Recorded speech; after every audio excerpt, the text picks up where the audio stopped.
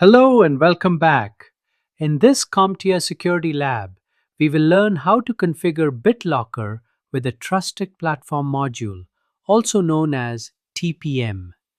You'll see how to enable TPM in the BIOS, turn on BitLocker Drive Encryption, back up a recovery key, and secure an entire system drive using Windows security features. Let's get started.